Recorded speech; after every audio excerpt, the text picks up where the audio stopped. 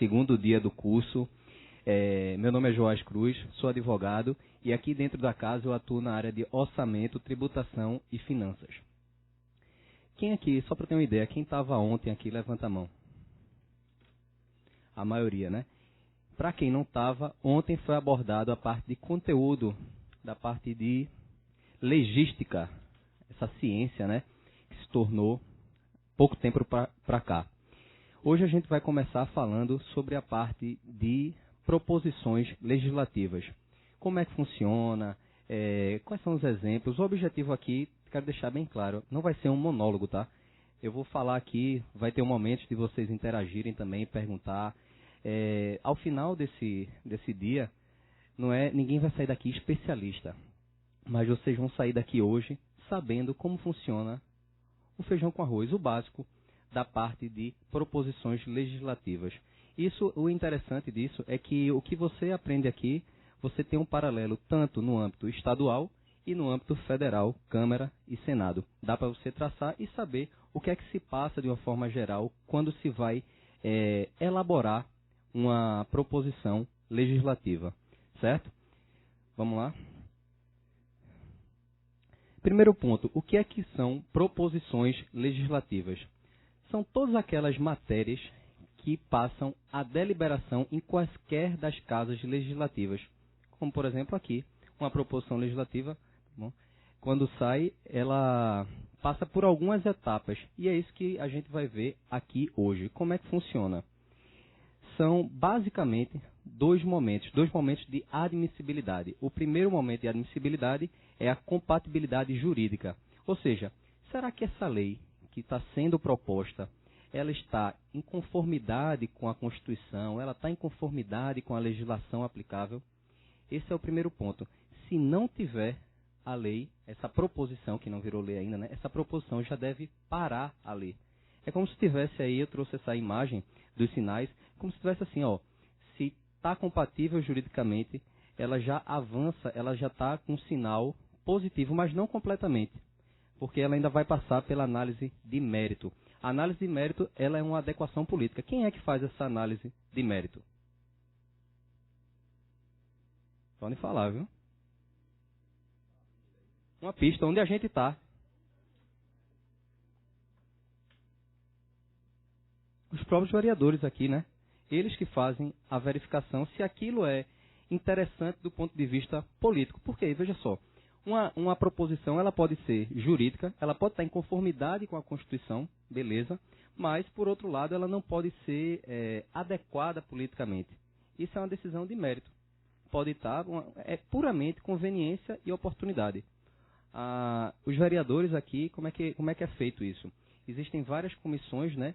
E a proposição, depois que ela passa, uma das principais comissões da Casa é a Comissão de Legislação e Justiça, depois que ela passa, dado o ok, né, quanto a essa compatibilidade jurídica, as outras comissões, por exemplo, uma proposição sobre meio ambiente, aí ela vai lá para essa comissão e a comissão vai dizer, beleza, essa proposição é interessante sob o aspecto político, a gente vai colocar para frente. Ou, caso contrário, não. Está claro isso? Então, vamos lá.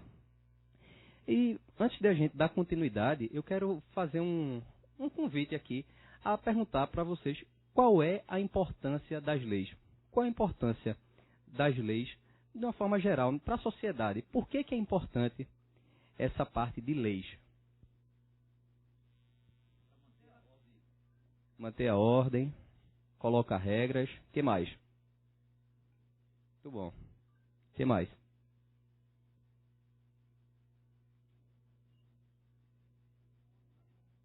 Oi? Educação, perfeito. Regulamentar a convivência da sociedade, perfeito. É tudo isso que vocês falaram. O objetivo do direito, de uma forma geral, é a paz social. Se existem leis contraditórias, ambíguas, elas não estão cumprindo o papel. O que é que vai acontecer? Se é aprovada uma lei que ela é contraditória ou ela leva a uma dupla interpretação, o que é que acontece? Ela não está sendo efetiva no seu papel. E o que é que isso vai acontecer? Mais na frente vão ocorrer conflitos judiciais. Não por acaso que você vê a situação do judiciário como está hoje. Então, cada vez que a lei ela não cumpre, não só por isso, tá? Mas um dos principais motivos é esse. Quando a lei não cumpre esse papel, o que acontece são esses conflitos judiciais que a gente vê todo santo dia. Então, as leis, elas regulam as formas como a gente se relaciona. Por exemplo, se você tem um apartamento ou uma casa, existem leis que regem aquilo ali. A transmissão, por exemplo, imposto que você paga, tudo isso são leis. Todo o nosso redor está cercado por leis e elas são importantes para que a gente tenha, de fato, uma convivência harmônica, que é esse o objetivo do direito. Quando um vereador ele tem essa iniciativa, ele tem em mente para melhorar, para contribuir de alguma maneira com a pacificação social. Beleza? Então, entrando agora dentro do aspecto técnico propriamente dito, a gente vai falar alguns passos, alguns componentes da legislação. E um deles é a juridicidade. O que é a juridicidade? Apesar desse nome ser um pouco até estranho, nada mais é do que a conformidade com o direito. A lei ela tem que estar em conformidade com o direito, de uma forma geral. Não apenas com as leis.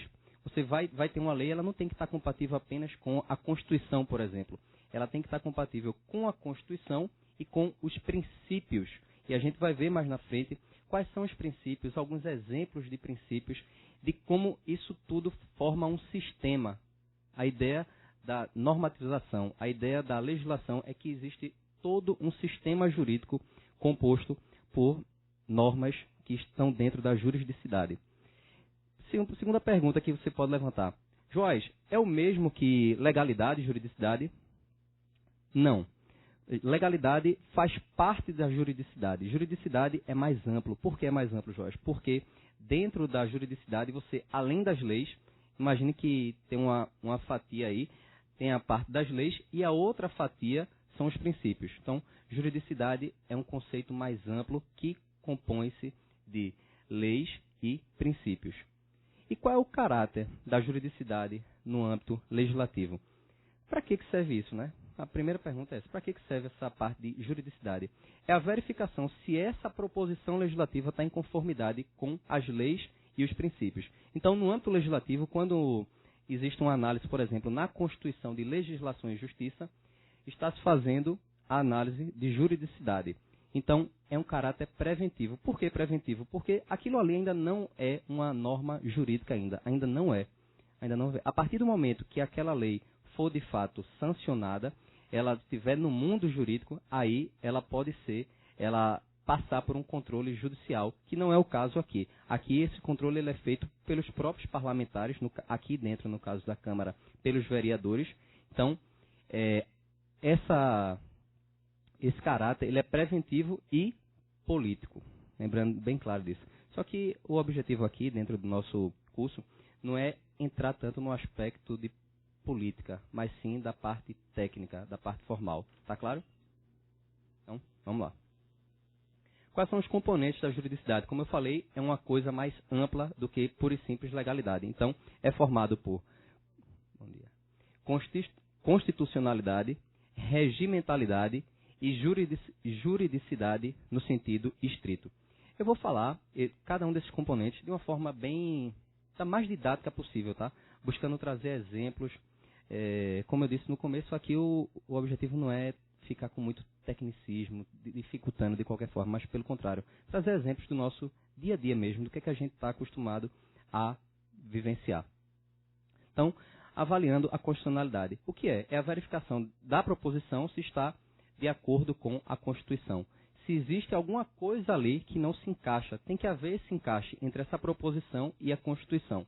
Então, quando isso não acontece, lembra que eu falei no início que existem fases, é feita a compatibilidade jurídica, depois é feita a compatibilidade, a verificação da adequação política, análise de mérito, e imagine a seguinte situação, uma proposição, ela passou, ela é inconstitucional, tá? Vamos imaginar a seguinte situação, a proposição ela é inconstitucional. Então, por algum motivo, ela passou pela Comissão de Legislação e Justiça e não foi percebida essa inconstitucionalidade, ela passou.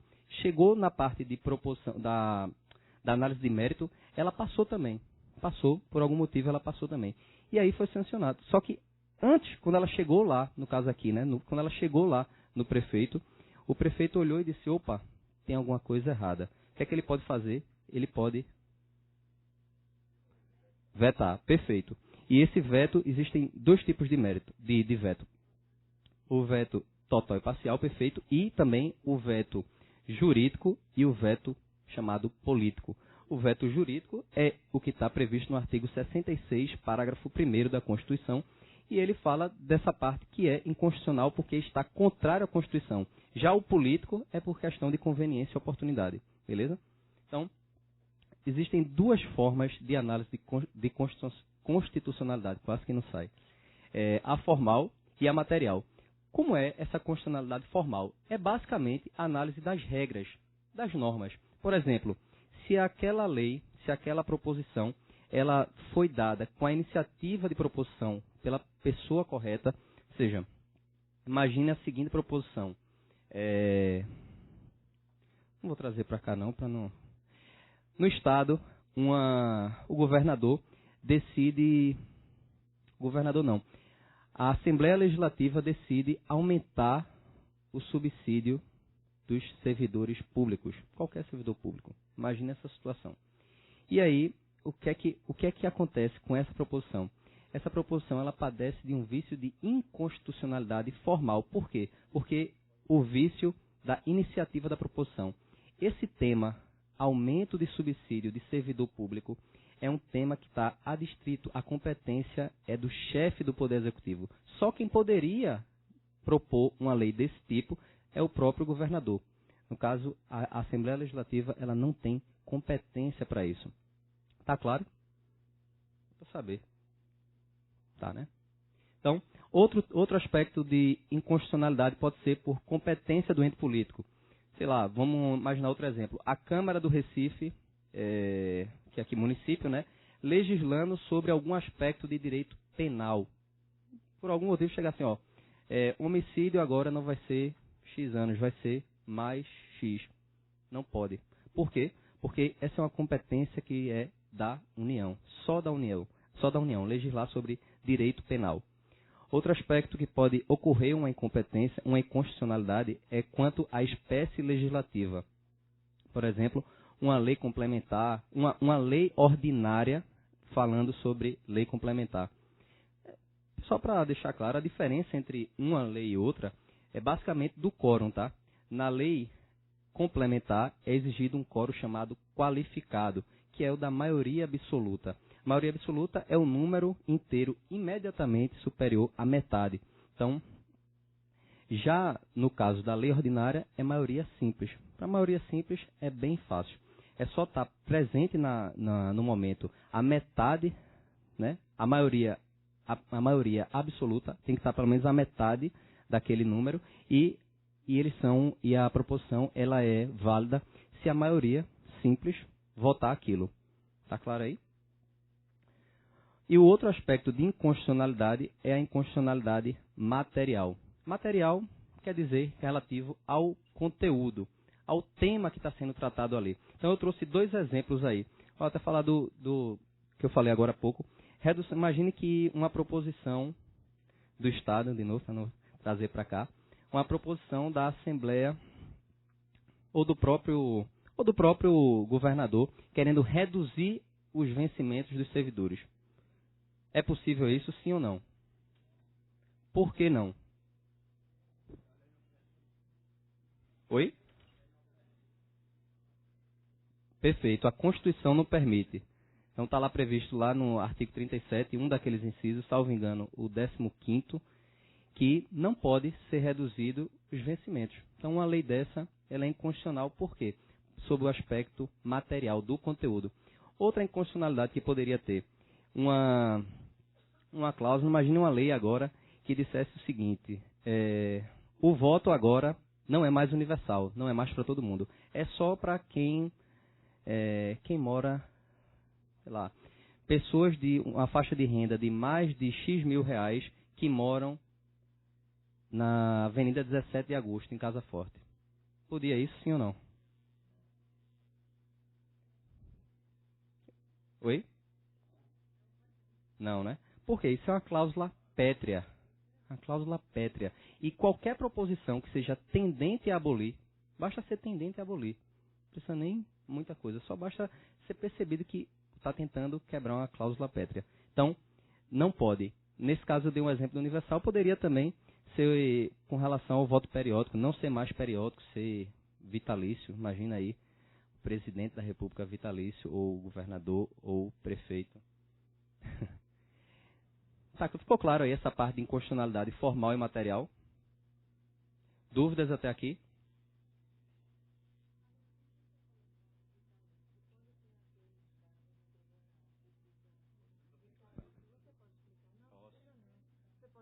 Posso. Ela perguntou o seguinte, com relação à parte vitalício que você falou aí, Joás, e aqueles cargos que tem lá, tribunal, né, que são vitalícios, mas nesse caso está previsto na própria Constituição.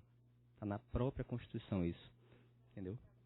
E no caso aqui, essa parte que eu estou falando de conteúdo, eu falo sobre o aspecto de política, que é o voto, né? A gente está falando do voto. Então, seriam mandatos eletivos.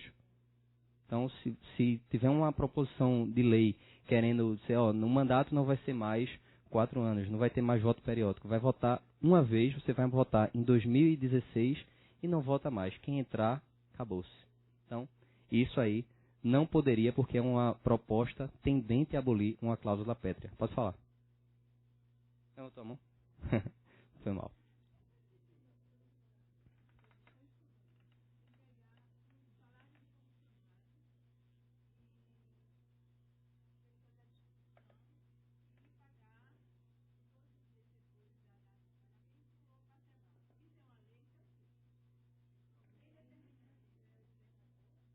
Pegando o salário.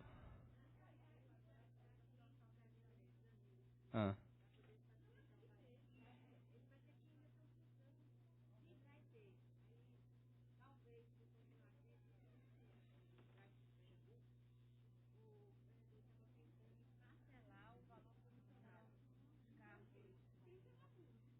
entendi. Olha, eu não sei desse caso concreto, só avaliando. É, deixa.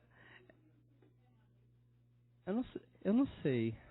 Eu não tô sabendo desse caso, mas olhando.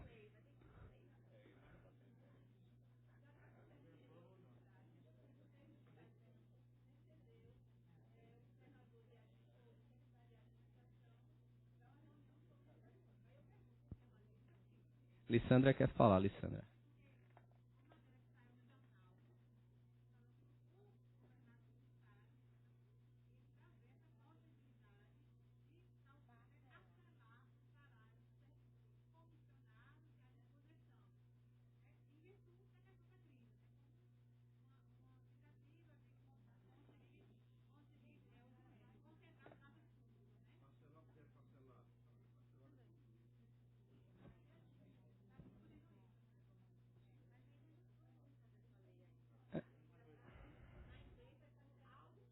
Uma possibilidade, né? Então vamos aguardar as cenas dos próximos capítulos, né?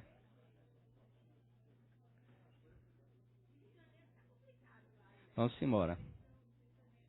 Outro aspecto interessante é a regimentalidade. Também está dentro da juridicidade, tá? O que é a regimentalidade? Esse eu acho que é o mais fácil. Esse aí é só para ver se aquela proposição ela foi votada ou ela está dentro dos ritos do regimento interno. Regimento interno. Aqui a gente tem um regimento interno. Todas as casas legislativas elas contam com regimento interno. Agora o interessante é que, fazendo uma pergunta assim, e se porventura uma proposição ela desrespeitar o regimento interno, ela é válida ou não? Não, não. Alguém sim? Quem sim? Quem não acha nada? Acha que sim? Seguinte, existem duas possibilidades aí, tá?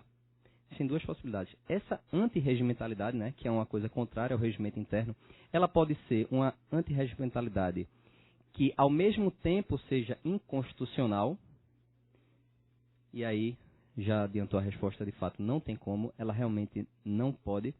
Agora, se ela fosse um aspecto só que for contrário ao regimento interno, o STF já se posicionou que ela é válida. Ela é válida, tá? Porque ele considera, o STF entendeu que isso é um aspecto interno da casa, e que isso não deveria macular a validade daquela proposição. Curioso, né? Vamos embora. E em detalhe, está imune ao controle judicial, tá? Se for uma antirregimentalidade pura, que é aquela que não é ao mesmo tempo inconstitucional, tá? Organicidade é outro aspecto da juridicidade e que é também bem fácil de entender. Quer dizer o quê? O direito é todo um sistema, é um sistema completo. E ele se materializa através de códigos e consolidações. Existem Código Civil, Código Penal. Cada um desses códigos, eles regulam por inteiro uma determinada matéria do direito. Já as consolidações, que aí a gente tem um exemplo, né, da CLT, Consolidação das Leis Trabalhistas, elas nada mais são do que uma compilação de leis esparsas, leis soltas, sobre determinada matéria, no caso aí, sobre o direito do trabalho. E existem também os microsistemas jurídicos, que têm um caráter interdisciplinar. Se você pegar, por exemplo, o Código de Defesa do Consumidor ou o Estatuto da Criança e do Adolescente, você vai ver que dentro de cada um desses dois diplomas legais existem artigos que estão adstritos à esfera penal, outros mais regulando a parte do direito civil, mas está tudo dentro do mesmo diploma, que é o Código de Defesa do Consumidor e o Estatuto da Criança e do Adolescente. De qualquer forma, ainda esses dois microsistemas, eles devem estar em compatibilidade com o todo. O direito ele é um só. Ele é um sistema composto por várias partes. Tá claro? Alguma dúvida até aqui? Necessidade de espécie legislativa. Agora, quero perguntar a vocês. Antes de explicar o conceito, perguntar para ter uma ideia da percepção mesmo, do que você acha, não importa se certo ou errado.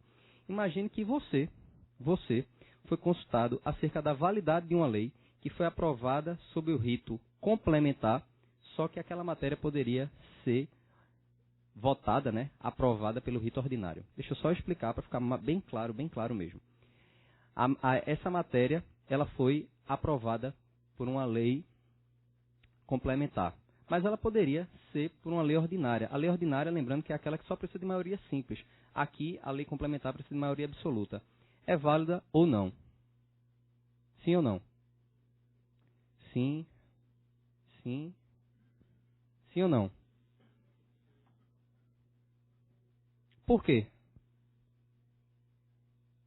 Agora foi mais difícil, né?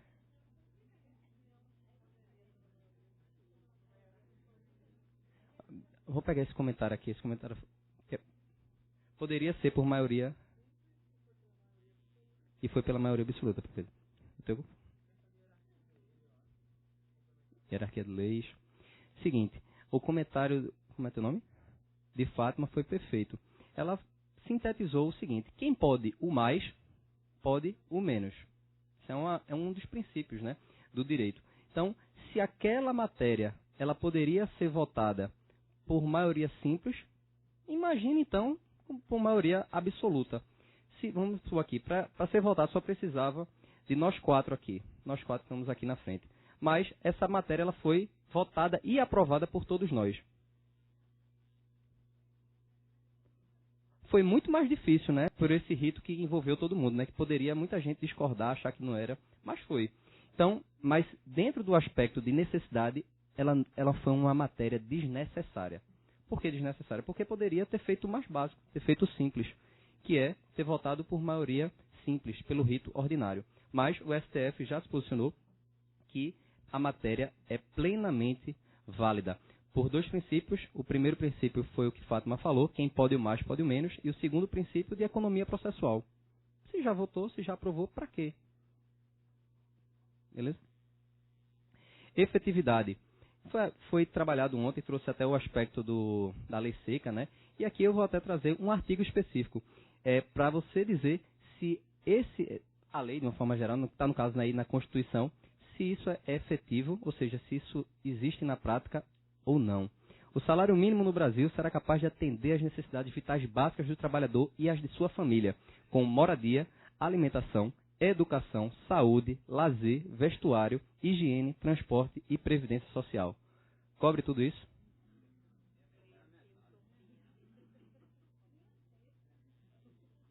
O salário mínimo está em quanto hoje? Em torno de 880.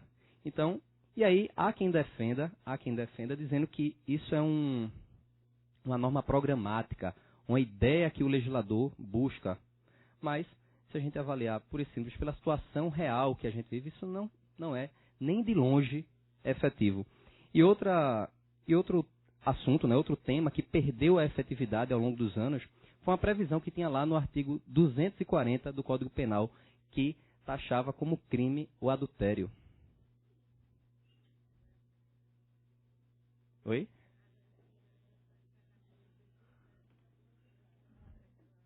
Não é mais crime, tá? Quem não sabia, não é mais crime. Já faz tempo. Mas assim, por que, se a gente for analisar por que será que deixou de ser crime? Porque o Código Civil já regula boa parte dessas relações, já tenta, pelo menos, proteger o casamento e as relações de família. Então, não fazia mais sentido ser crime o adultério. Não fazia mais sentido. Então, meio que caiu em desuso. Caiu em desuso. Então, foi revogado do Código Penal o crime de adultério. Não é mais efetivo. Ao longo do tempo se perdeu. Então, legalidade. A parte de legalidade é uma coisa que a gente vê muito, né? Está lá dos princípios, né? Do famoso LIMP, lá no artigo 37. Mas aqui eu vou trazer mais o aspecto prático da coisa. Vou tentar ser mais prático. Então, vou trazer logo uma pergunta. Imagine que tem uma lei sobre um assunto X, qualquer assunto. E agora, nós, votamos aqui uma lei Y que fala sobre o mesmo assunto da lei X. E aí? O que é que acontece com a lei X?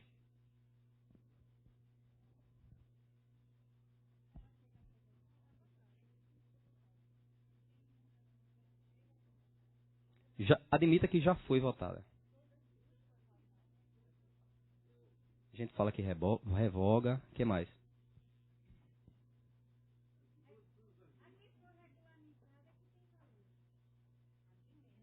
A primeira ou a segunda?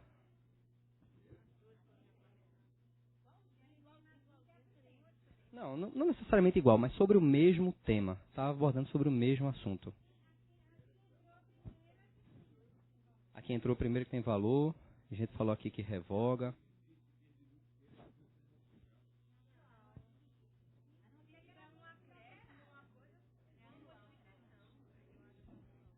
É o quê? Que é a mais nova.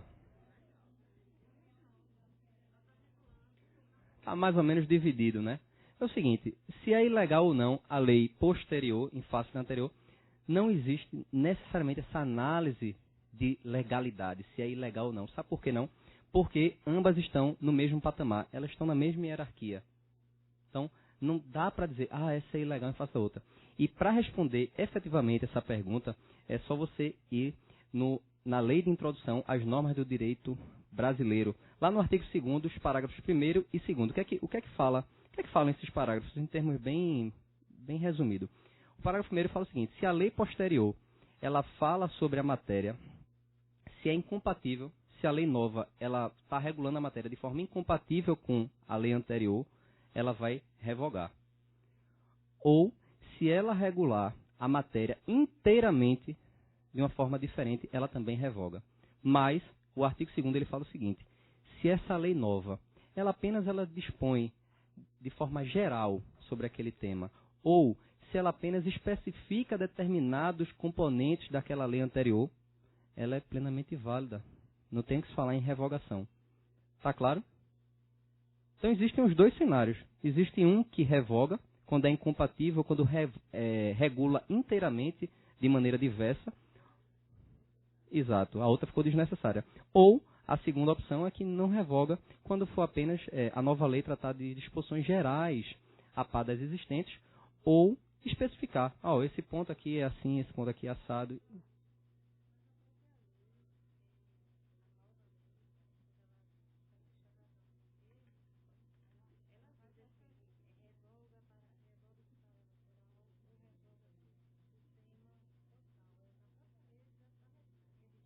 Em tese, né? Existe em tese, mas nem sempre, às vezes você encontra assim, revogam-se todas as disposições em contrário.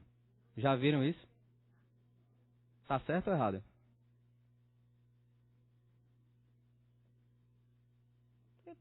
É muito fácil, né? Dizer, revoga-se todas as disposições em contrário. Por um critério de especificidade, deveria ter assim, revoga-se o artigo tal da lei tal, né? Ficaria muito mais claro e obedeceria, de fato, à técnica legislativa. Então, existe realmente isso, mas uma lei nova, ela pode coexistir, porque não existe hierarquia com a lei anterior. Tá claro, isso aqui é uma dúvida que muita gente tem.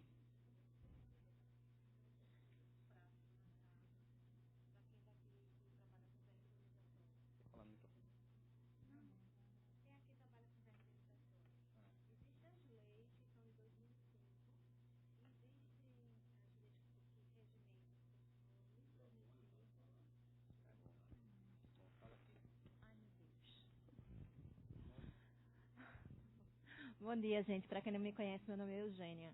Eu só estou querendo colocar para vocês aqui um exemplo de lei para quem trabalha com verba indenizatória, por exemplo.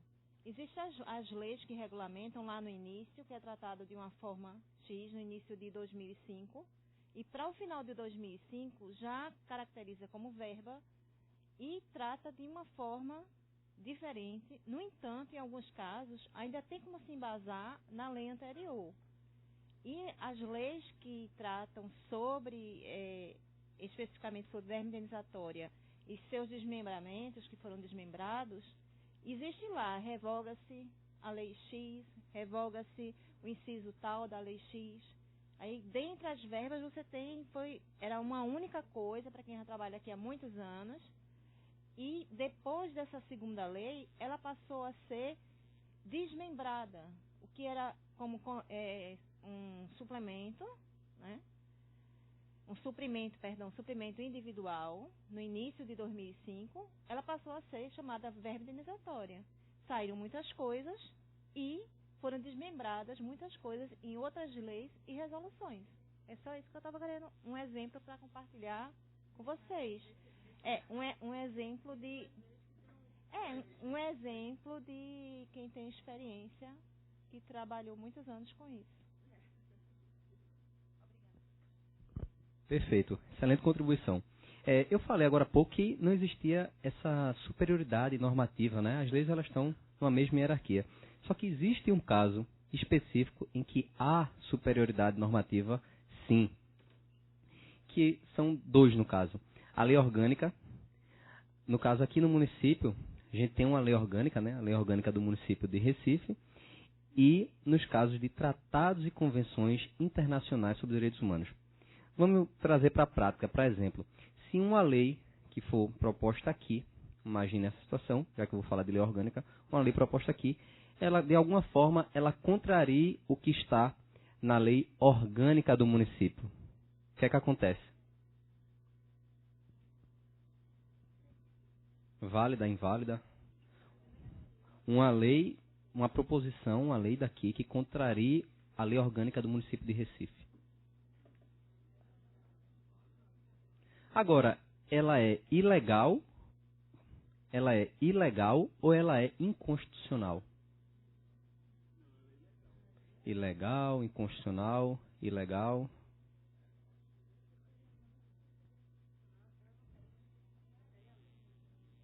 Existe uma divergência doutrinária quanto a essa resposta, tá? Porque a natureza jurídica da lei orgânica, alguns juristas defendem que tem natureza de Constituição e outros defendem que não. No caso do Distrito Federal, o STF posicionou no sentido que tem, sim, natureza de Constituição, haja vista a autonomia política que o Distrito Federal tem. Mas no caso municipal existe essa divergência. Então, aqui na apresentação eu trouxe como caso de ilegalidade. Se alguma lei daqui ferir, não vai estar se falando em constitucionalidade, mas sim ilegalidade, certo? Então, mas de alguma forma a lei orgânica municipal ela está acima das demais leis. E o outro caso são tratados e convenções sobre direitos humanos, que é esse último exemplo aí. Prisão do depositário infiel. já está previsto aí na Constituição, no artigo 5º, tá? Nesse inciso, que veio da Convenção Americana de Direitos Humanos, que foi internalizado aqui no Brasil pelo decreto 678 de 92. O que acontece? Prisão de depositário infiel, o que é? Prisão por dívida. Ninguém no Brasil é preso por dívida. Se alguém deve alguma coisa, vai para o SPC, vai para o Serasa, mas ninguém é preso por dívida civil, tá? Por dívida civil. Então, não é possível prender. Então, agora imagine uma lei que ela invente uma possibilidade de prender. O cara que não pagar a parcela do carro, ele vai ser preso. Então, o que é que vai acontecer com essa lei? Não vai ter cadeia, né?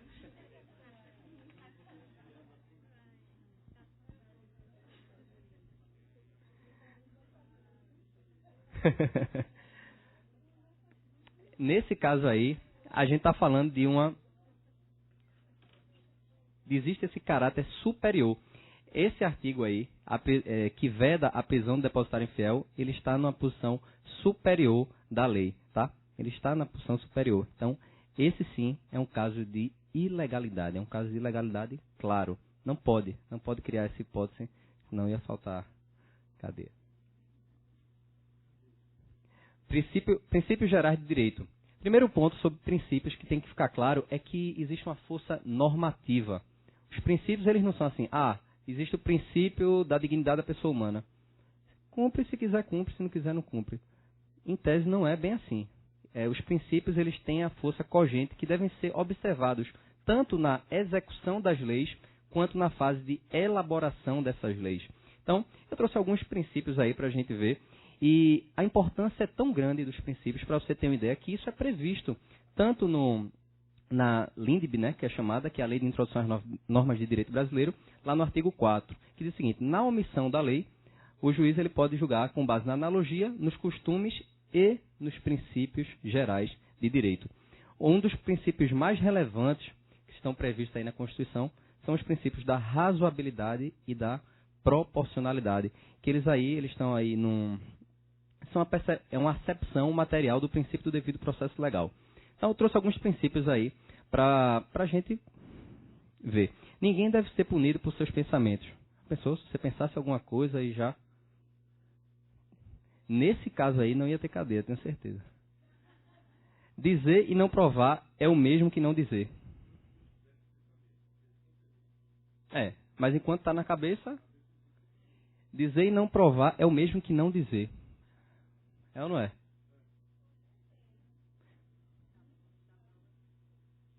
De boca,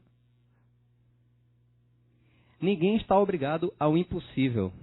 Aí imagina aí eu trouxe aí um exemplo para me lembrar. Imagina uma proposição que diga assim: a partir de hoje, a prefeitura está obrigada a restaurar no prazo de 24 horas qualquer buraco da cidade do Recife.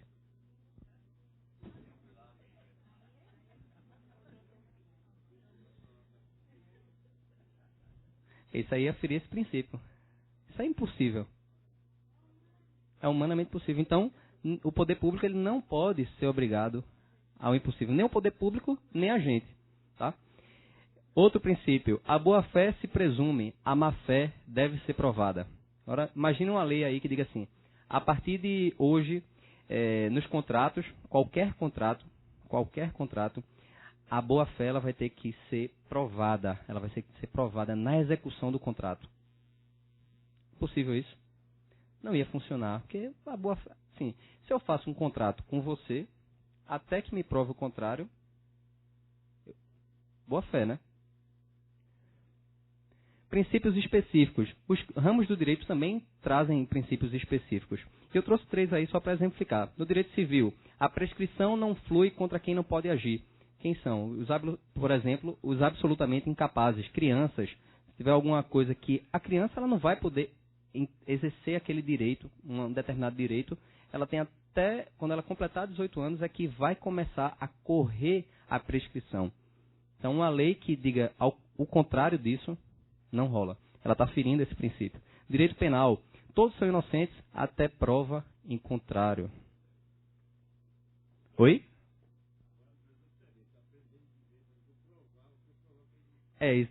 Atualmente está uma grande discussão nesse tema.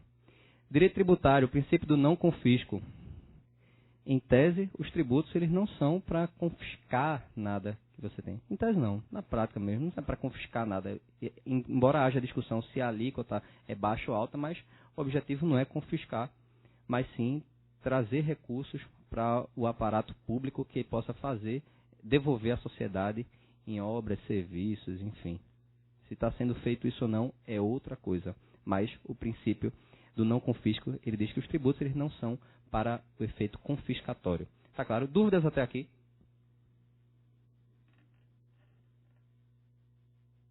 Agora, né, para finalizar essa parte introdutória, eu vou falar sobre alguns dos atributos da lei. Tá? Um dos atributos é a novidade. A norma ela tem que inovar.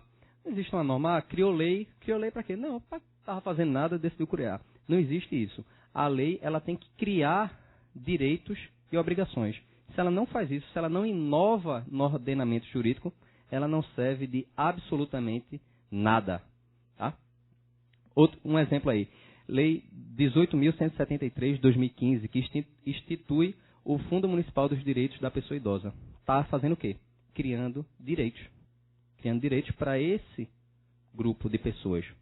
É claro? Esse é um dos atributos.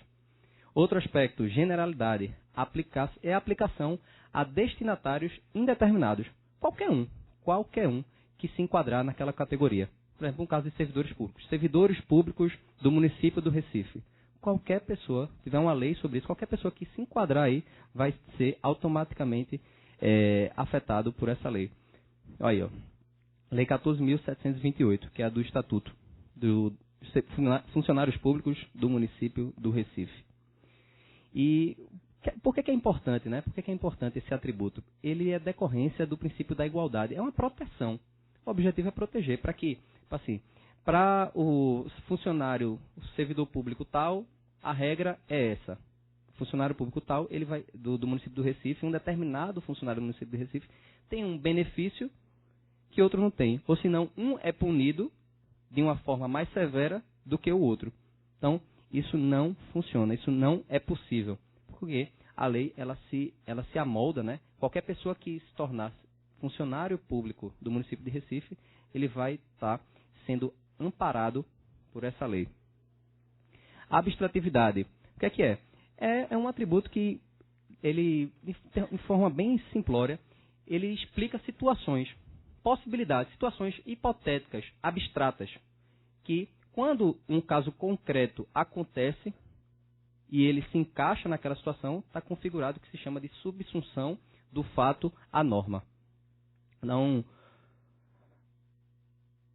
é a certeza da garantia das relações sociais. E um exemplo, aí eu vou ler esse exemplo, Lei 18.172, estabelece a proibição do uso de fogos de artifício e a realização de shows pirotécnicos dentro de bares, boates, teatros, cinemas, auditórios, clubes e outros recintos fechados destinados a evento no âmbito da cidade do Recife. Se tiver na boate, qualquer boate daqui de Recife, que acontecer um show pirotécnico, tipo um daquele que aconteceu na tragédia lá de Santa Maria, essa lei aí está proibida. E pelo tempo dela, acho que praticamente foi depois daquele ocorrido, né? Certo.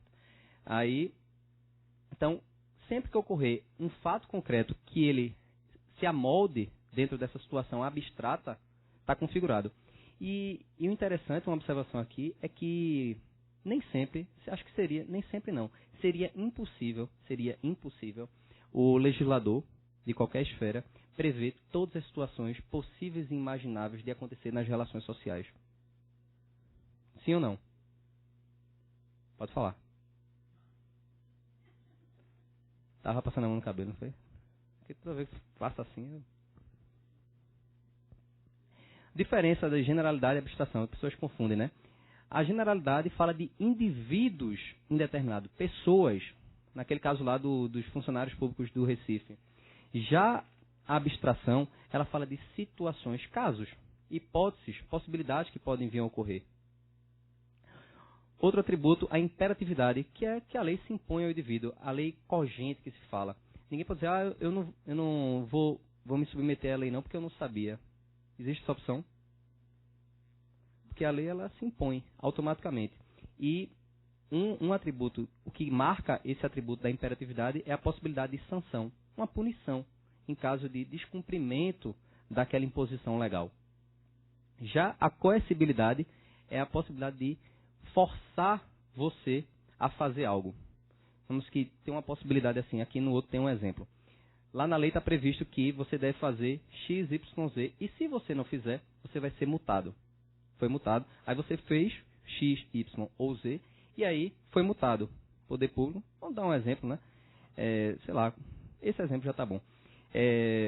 A partir dessa multa, o judiciário ele pode penhorar. Um exemplo de coação é quando o judiciário ele pode penhorar seus bens, penhorar alguma coisa sua para cobrir aquela determinada dívida, que não no caso de multa, tá? Mas em outros casos é possível a penhora. E agora a gente vai dar continuidade a essa parte do curso falando sobre a técnica legislativa propriamente dita.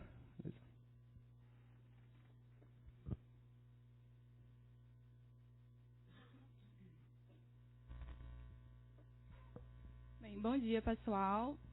Meu nome é Eloá, eu sou formada em Ciência Política e aqui na casa eu sou consultora legislativa na área de Ciências Sociais e Política.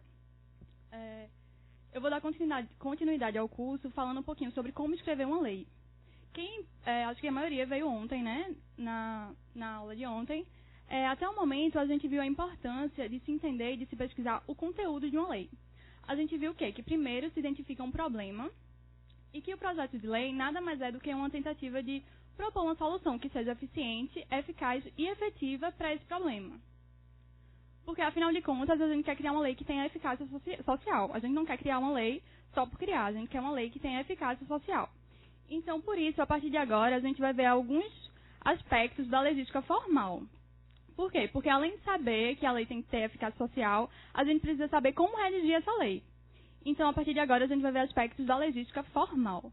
A legística formal é a parte da legística que busca sinalizar como a lei deve ser redigida. E aí, para começar, eu trouxe algumas perguntas. A primeira é o que é técnica legislativa. Essa pergunta ela já foi respondida ontem, mas de uma forma bastante simples, a técnica legislativa ela é um conjunto de regras e normas técnicas que nos ajuda a elaborar a lei da forma correta. A segunda pergunta que eu trago é o que acontece se a gente não observar a técnica legislativa. Quando a gente não observa a técnica, a gente pode elaborar a lei de uma forma defeituosa. E aí a gente vai estar criando uma lei, uma norma sem qualidade. Isso pode comprometer a aplicação e a interpretação da lei. Então é importantíssimo que a gente siga as regras da técnica legislativa. Por isso eu coloquei aqui no slide que a inobservância da técnica ela pode gerar incoerência, ambiguidade e até mesmo inteligibilidade. A terceira pergunta que eu faço é se é realmente necessário seguir a técnica legislativa. Por que eu faço essa pergunta, que é até um pouco repetitiva, né?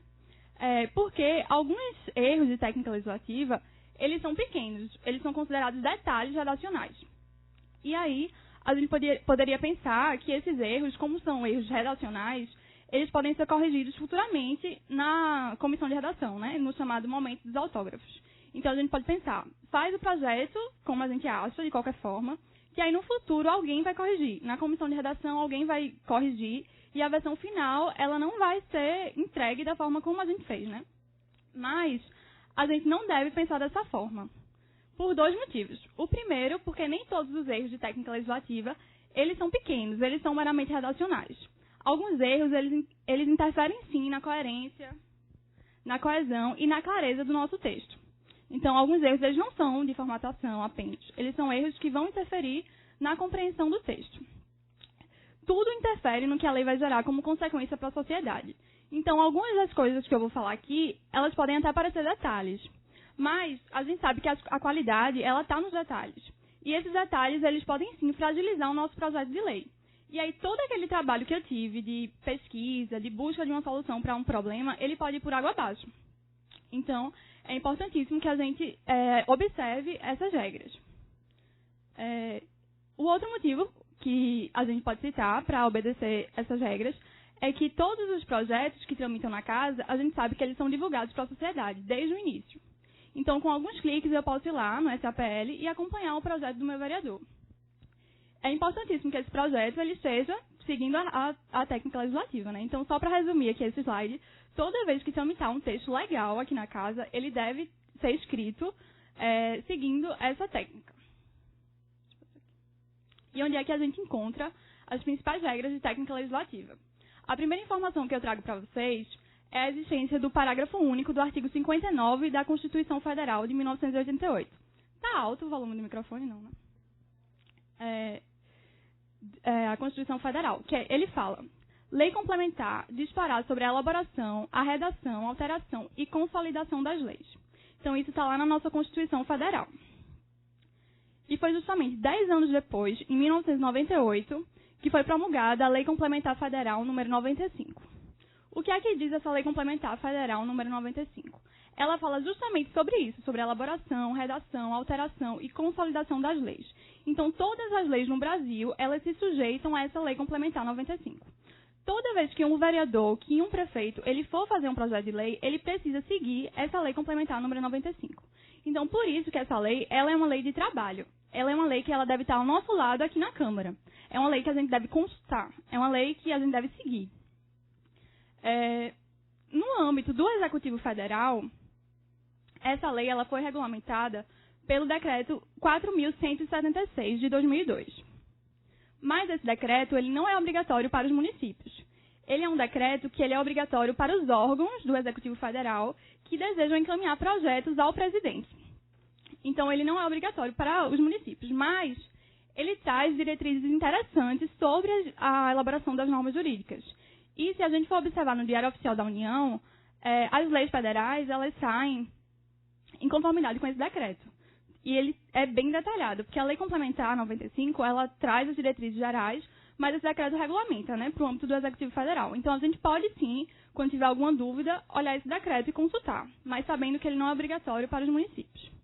E, no âmbito do nosso estado, de Pernambuco, também existe uma lei, que é a Lei Estadual, a Lei Complementar Estadual número 171, que fala sobre a mesma coisa, a elaboração, redação, alteração, consolidação das leis. Mas essa Lei Complementar Estadual, ela também não é obrigatória para os municípios. Ela é obrigatória para as leis estaduais. Mas, eventualmente, como ela também traz algumas diretrizes interessantes, eu vou citar aqui a título de sugestão, de conhecimento dessa lei. Então, aqui, só para ressaltar, eu falei que toda vez que tramitar um texto legal aqui na Câmara, ele deve estar ajustado à técnica legislativa. Parecer, memorando, ofício, não. E aí não são leis, né? Então, não precisam estar, não tem nada a ver com a Lei Complementar 95. Mas tudo que compreende o processo legislativo, sim. E o que é que compreende o processo legislativo? Se a gente for olhar na lei orgânica do município, o processo legislativo compreende emendas à lei orgânica, leis complementares, leis ordinárias, decreto legislativo e resoluções. Então, tudo isso deve estar seguindo a Lei Complementar número 95. E o que é que finalmente diz essa Lei Complementar número 95, que é tão importante para a gente? A primeira coisa que ela fala é que a lei ela tem uma organização. O texto da lei ele tem uma organização. E ele é dividido em partes. Na verdade, são 3 partes. A parte preliminar, que é onde consta a epígrafe, a ementa, o preâmbulo, enunciado do objeto e indicação do âmbito de aplicação das disposições normativas. Isso tudo fica na parte preliminar da lei. A segunda parte é a parte normativa, é o conteúdo da lei. É o texto da lei, né? Que seria o texto das normas de conteúdo substantivo relacionadas com a matéria regulada. E, por último, tem a parte final, que é onde entra as medidas necessárias à implementação da norma, as disposições transitórias, quando houver, que é relativamente raro, a cláusula de vigência e a cláusula de revogação, quando couber. A gente vai ver cada um desses elementos de forma específica, daqui a pouco. Mas só para ficar claro, eu trouxe aqui a imagem de uma lei. Peguei uma lei curtinha para caber aqui no slide. Mas só para a gente ver, tem a parte preliminar, a parte normativa e a parte final. Eu trouxe também, a título de curiosidade, como é essa divisão na Lei Complementar Estadual, que é a que não é obrigatória para a gente. Ela cita os mesmos elementos da lei federal, até porque ela tem que seguir a lei federal complementar 95, mas ela dá um nome um pouquinho diferente. E também ela organiza de uma forma um pouco diferente. Ela chama de cabeçalho, a parte da epígrafe, ementa e preâmbulo. Texto normativo, o primeiro artigo, enunciado do objeto, âmbito de aplicação, também cláusula de vigência, cláusula de revogação, tudo ela coloca como texto normativo. E a data, o local, a assinatura, ela chama de fecho, que isso aí não tem na Lei Complementar Federal 95. Isso aí é da Lei Complementar Estadual. O primeiro elemento que aparece na nossa lei é a epígrafe. O que seria a epígrafe? De uma forma bastante simples, a epígrafe é como se fosse o nome da lei, né? É a identificação da lei. De acordo com a Lei Complementar número 95, a epígrafe ela deve ser grafada em caracteres maiúsculos. A gente deve grafar ela toda em caracteres maiúsculos. E ela propicia a identificação numérica singular à lei. Então, é aquela primeira linha que aparece na lei, né? Lei, número tal, e a data. E, de acordo com a Lei Complementar 95, ela é formada pelo título designativo da norma. Então, lei complementar seria o tipo da norma, o número que existe uma sequência, e o ano. E aqui eu faço uma ressalva. Na prática, apesar da Lei Complementar 95 falar que é preciso colocar apenas o ano, o costume no Brasil é não colocar apenas o ano, mas sim a data completa de promulgação, né? Não apenas o ano. Isso é o que acontece na prática. E aqui eu trago para vocês alguns exemplos de epígrafe.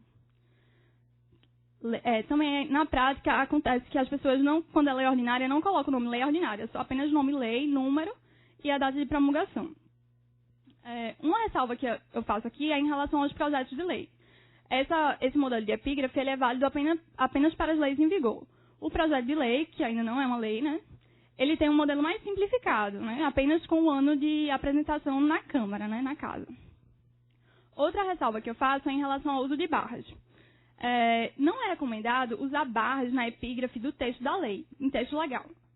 Em parecer, memorando, a gente pode usar barras, mas em texto legal não é recomendado. Mas é um erro frequente. Se a gente for olhar até no próprio Diário Oficial do município, a gente encontra lá o número da lei e a barra. Mas o recomendado, o ideal, seria usar vírgula e a data depois. A Lei Complementar Estadual, de 171, ela é um pouco mais específica. Ela fala que a epígrafe, da mesma forma, deve ser grafada em caracteres maiúsculos, mas ela deve vir em negrito, centralizada e com a data por extenso. Ela não fala que é apenas o ano, é a data completa por extenso e com ponto final. Na prática, é mais ou menos assim que as leis federais e as leis estaduais, elas saem, né? Elas são publicadas com esse tipo de epígrafe. E no decreto 4.176, eles também dão essas mesmas diretrizes.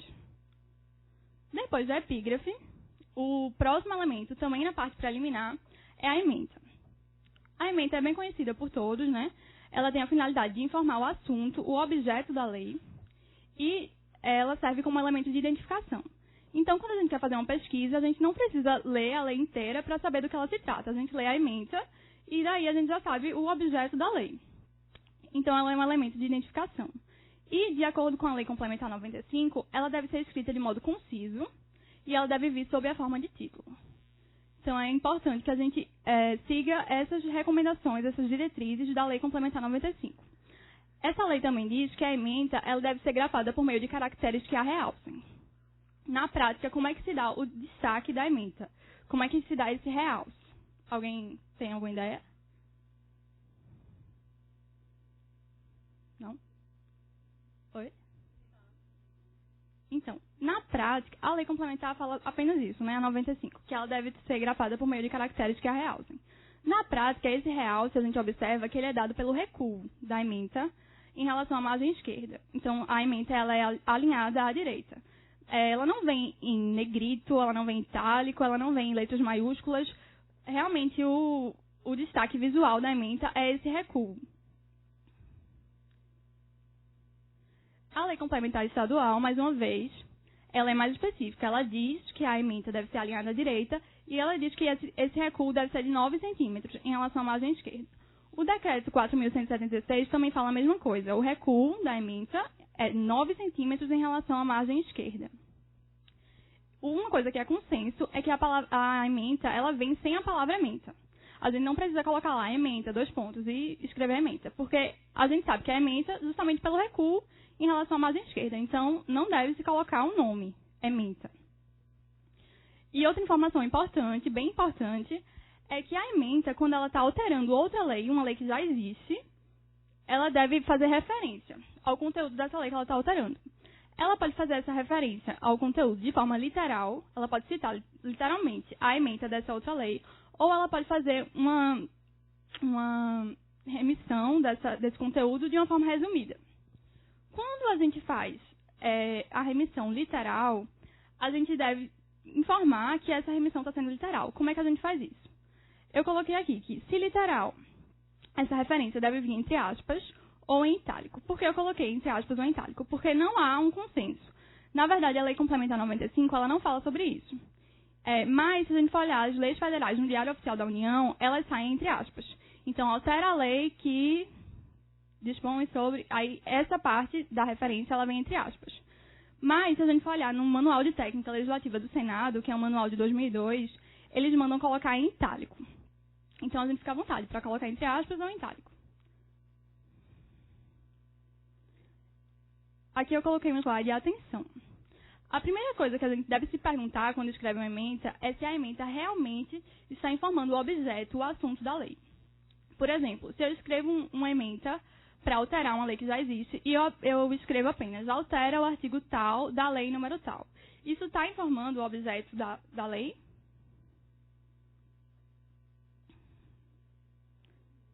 Não, né? Eu não estou informando o objeto, estou sendo vaga. Estou apenas falando que ela é uma lei alteradora, mas eu não estou informando o objeto da lei. O correto é, como eu falei antes, fazer a remissão ao conteúdo da lei que eu estou alterando. Então, por exemplo, aqui é uma lei federal, ele faz a remissão literal ao conteúdo e ele ainda coloca o objeto da lei.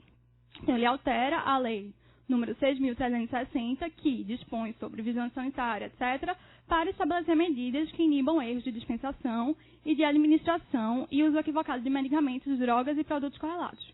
Então, aí sim, eu informei qual é o objeto da minha lei.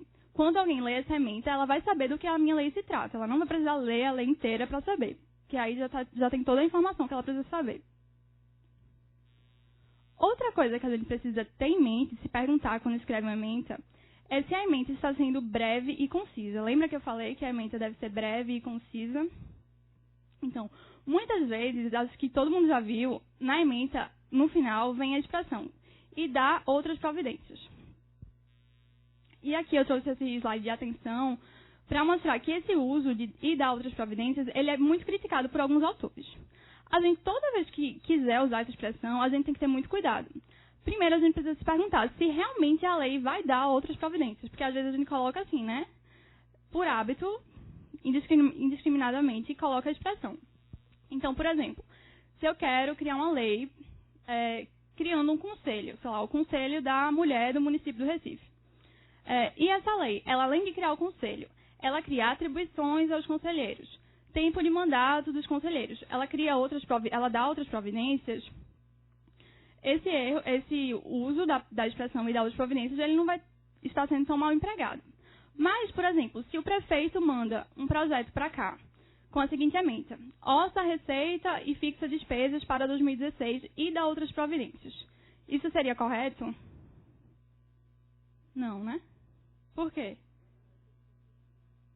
Porque a finalidade do orçamento é apenas orçar a receita e fixar despesas. Ele não dá outras providências. Então, assim, não tem outras providências para dar. A finalidade do orçamento é só uma, é só essa. Então, se não está dando outras providências, eu não devo colocar na ementa e dar outras providências. Eu preciso olhar se realmente a minha lei está dando outras providências. Aqui eu trouxe para vocês um exemplo de como não fazer, de como não escrever uma ementa. É uma ementa que existe, né? É uma ementa que eu peguei de uma lei federal que tem esse tamanho aí. Tipo, é só a ementa da lei. A gente não vai nem tentar ler, né? Claro, para não demorar muito aqui. Mas a pessoa, o autor da lei, ele saiu realmente escrevendo todas as providências que a lei estava dando. E no final, ele, acho que achou pouco, ele ainda colocou. E dá outras providências. Então, isso aí é como não fazer. A gente deve escrever a ementa de uma forma breve e concisa. Depois da ementa, a gente tem um preâmbulo. O que é o preâmbulo? Alguém sabe?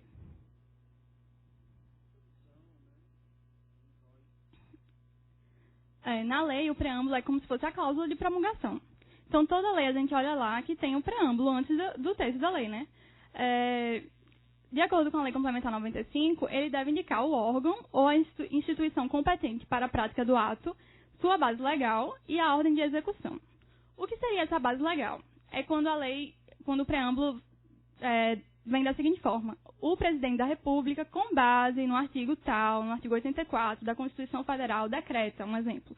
Ele está citando a base legal, está citando um artigo da Constituição que é a base legal do ato. Mas, na prática, nas leis ordinárias, nas leis complementares, costume não citar essa base legal. Apesar da Lei Complementar 95 estar dizendo que é obrigatório, na prática é costume não citar. Aí vem um órgão, a instituição competente para a prática do ato e a ordem de execução.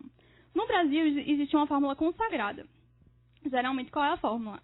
O presidente da República faz saber que o Congresso Nacional decreta e eu sanciono a seguinte lei. No caso do município, o prefeito faz saber que a Câmara Municipal decreta e eu sanciono a seguinte lei. Quando não é o prefeito que promulga, é o presidente da Câmara, aí a cláusula de promulgação muda, né? Porque não vem mais eu sanciono, vem eu promulgo. Porque só quem sanciona é o prefeito. Então, já existe uma fórmula consagrada na prática. Eu trouxe aqui para vocês como é a fórmula aqui no município do Recife. No Diário Oficial sai da seguinte forma: o povo da cidade do Recife, por seus representantes, decretou e eu, em seu nome, sanciono a seguinte lei. Um erro de técnica legislativa do preâmbulo seria citar no preâmbulo o nome civil da autoridade competente. Não é José da Silva que sanciona, é o prefeito que sanciona. E o nome vem na assinatura, né? Ui. A Lei Complementar 95, ela também fala que o primeiro artigo do texto, ele deve enunciar o objeto da lei e indicar o âmbito de aplicação, seguindo os seguintes princípios. Cada lei tratará de um único objeto. A lei não conterá matéria estranha ao seu objeto ou a esse não vinculada por afinidade, pertinência ou conexão. O âmbito de aplicação da lei, ele deve ser indicado da forma mais específica possível, da forma mais específica que possibilite o conhecimento técnico e científico. E o mesmo assunto não poderá ser disciplinado por mais de uma lei. Esse último princípio eu vou voltar daqui a pouco, porque ele é bem importante. Mas só para ficar claro, todo mundo entendeu o que é que tem que vir no primeiro artigo do texto da lei? Por exemplo, se eu quero criar uma lei que estabelece diretrizes para a formulação de políticas públicas para a primeira infância. Então, no primeiro artigo da lei, eu devo indicar o âmbito de enunciar o objeto da lei. Então, seria: esta lei dispõe sobre diretrizes para a formulação de políticas públicas para a primeira infância. E também, no primeiro artigo da lei, eu devo indicar o âmbito de aplicação de forma específica. Então, eu poderia colocar lá um parágrafo. Para efeitos dessa lei, considera-se primeira infância como um período que abrange os 6 primeiros anos de vida. Então, eu vou estar especificando o âmbito de aplicação da lei. Deu para entender? Tudo isso tem que vir no primeiro artigo. É o que a Lei Complementar número 95 fala. Mas eu faço algumas ressalvas. Para as normas que não são autônomas, por exemplo, uma norma que está alterando outra que já existe, não faz sentido eu fazer esse enunciado do objeto e âmbito de aplicação no primeiro artigo. Eu já começo alterando, né? Altera-se a lei tal, não precisa... Já essa lei altera, e depois embaixo de novo, altera-se a lei tal. Eu já começo fazendo alteração.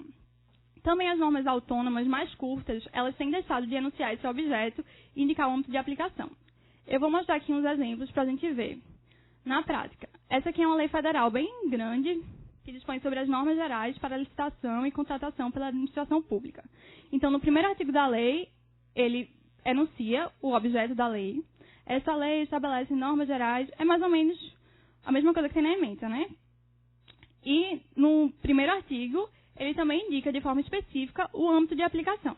Então, ele fala, subordinam-se ao disposto nesta lei os órgãos do Poder Executivo, Legislativo, Judiciário, as pessoas da administração indireta, etc. Então, ele está no primeiro artigo, enunciando o objeto e indicando o âmbito de aplicação. Mas, se eu pegar uma lei bem curtinha uma lei autônoma, mais curta. Institui o dia 18 de junho como dia de tambor de crioula. Uma lei federal. Ela não faz sentido, né? A gente colocar no primeiro artigo, enunciar o objeto da lei e indicar o âmbito de aplicação. Como ela é uma norma curta, eu já começo no primeiro artigo dizendo, fica instituído o dia do tambor de crioula. Então, a gente tem que ver, quando for escrever a lei, se faz sentido ou não fazer esse enunciado do objeto e a indicação do âmbito de aplicação. Deu para entender? Tá. Lembra que eu falei que eu ia voltar àquele princípio de que o mesmo assunto ele não deve ser disciplinado por mais de uma lei, exceto quando a posterior se destinar a complementar a que antecede, né? Por que eu estou voltando para esse princípio? Porque ele é bem importante e é um erro frequente no Brasil. É um erro muito comum. Então, o que é que a gente precisa saber? Toda vez que a gente for escrever um projeto de lei, a gente precisa fazer primeiro uma pesquisa na legislação. E essa pesquisa ela deve ser uma pesquisa bem cuidadosa e bem minuciosa. Eu preciso verificar se já não existe outra lei, uma lei em vigor, que está tratando sobre o tema que eu quero falar. Então, por exemplo, se eu quero criar uma lei que ela está dando incentivo para as escolinhas de futebol comunitária, por exemplo. E aí eu vejo que já existe uma lei que fala sobre incentivos ao esporte, e essa lei também abarca as escolinhas de futebol comunitária. O ideal, o recomendado, o correto é que eu faça alteração na lei que já existe. Não é para criar outra lei falando sobre o mesmo assunto. O ideal é que eu faça essa alteração na lei que já existe. Então, a gente faz essa alteração como? A gente deve fazer essa alteração, essa inclusão, seja lá o que for, de uma forma harmônica, para que o ordenamento jurídico do município ele não fique repetitivo, muitas vezes contraditório, porque às vezes a gente cria um projeto e já existe outra lei falando sobre o mesmo assunto. Então, a gente precisa fazer essa pesquisa com muito cuidado. Mas acho que Joás também já entrou nessa discussão, né? A gente não deve tratar do mesmo assunto em mais de uma lei, a não ser que essa lei seja complementar. E a gente faça remissão expressa a essa lei que a gente está querendo complementar. Agora a gente sai da parte inicial, da parte preliminar da lei, e a gente vai para a parte final. Na parte final, a gente deve colocar as medidas necessárias à implementação da norma. Esse elemento é bem simples de entender, né? Eu trouxe aqui 2 exemplos. O exemplo do Estatuto da Pessoa com Deficiência, ele fala lá no artigo 122, regulamenta e disparar sobre a adequação do disposto nessa lei ao tratamento diferenciado, simplificado e favorecido. Enfim, ele está fazendo o quê? Ele está colocando na lei as medidas necessárias à implementação. Quando eu coloco assim também, cabe aos estados, ao Distrito Federal e aos municípios, em legislação própria, definir regras específicas para o que está disposto no artigo 9º. Eu estou fazendo a mesma coisa, estou enunciando as medidas necessárias à implementação da norma. Isso vem na parte final da lei. Também é na parte final que a gente deve colocar, caso haja, as disposições transitórias. O que são disposições transitórias? Alguém sabe?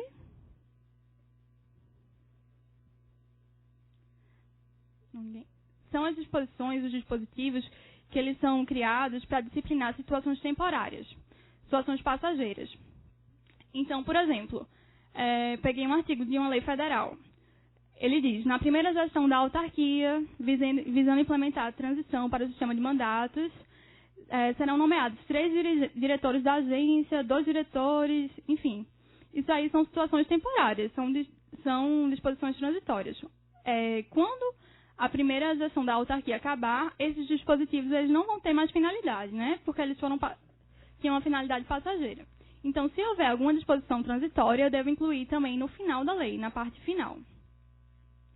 Também é na parte final que eu devo incluir a cláusula de vigência. Vocês acham que essa cláusula ela é obrigatória ou ela é opcional?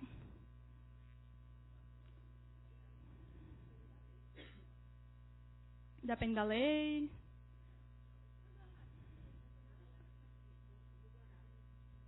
Então, oi? Obrigatório. Desde 1998, com a promulgação da Lei Complementar 95, essa cláusula de vigência ela é obrigatória. Então, a gente precisa colocar de forma expressa lá no final da lei quando é que essa lei vai entrar em vigor. a gente deve utilizar a expressão entra em vigor na data de sua publicação para as leis mais simples, as leis de pequena repercussão. E quais seriam as leis que não são de pequena repercussão? Alguém tem uma ideia? Como é que a gente faz essa diferenciação? Bem, as leis que não têm pequena repercussão são aquelas que interferem na vida das pessoas.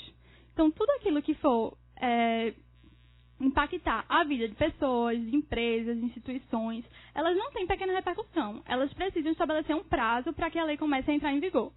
Porque as pessoas, as instituições, as empresas, elas precisam se adaptar a essa nova realidade.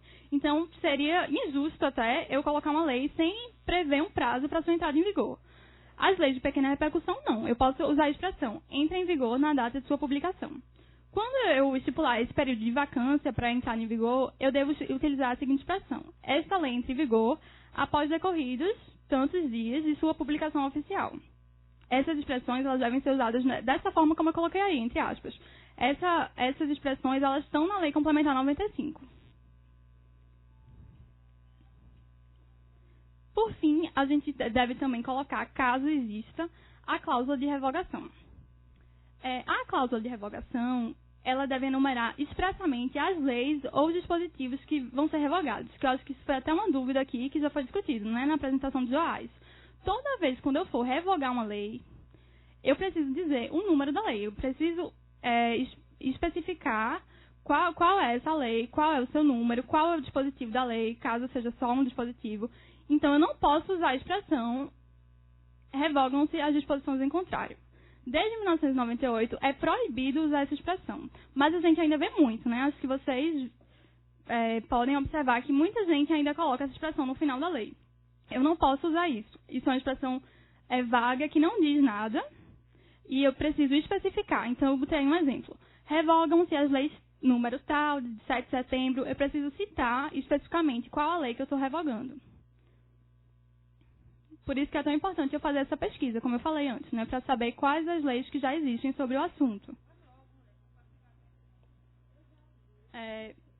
Eu já comentei todos os elementos da parte preliminar e da parte final. Alguém tem alguma dúvida? Não, né? Então, eu vou falar um pouquinho agora sobre a parte normativa, o conteúdo da lei. A gente precisa saber que o texto da lei ele tem uma organização. O assunto da nossa lei, ele deve ser trabalhado por tópicos. Então, cada tópico a gente deve escrever num artigo. Cada tópico num artigo. Ou seja, eu não posso escrever mais de um tópico no mesmo artigo. E eu também não posso pegar o mesmo tópico e trabalhar em mais de um artigo. É bem importante que a gente tenha isso em mente, porque aí fica bem fácil na hora de escrever a lei. Cada tópico do meu assunto eu vou colocando no artigo. O artigo, então, ele é a unidade básica de articulação da lei. Ele pode ser dividido em parágrafos ou incisos. Os incisos eles podem ser divididos em alíneas e as alíneas em itens. Nas leis mais extensas, nos códigos, no Estatuto do Servidor Público, por exemplo, o Plano Diretor, nessas leis mais longas, eu posso agrupar os artigos por área temática em subseção, seção, capítulo, título, livro e parte. E esse agrupamento, ele também pode se dar em disposições preliminares, gerais, finais ou transitórias.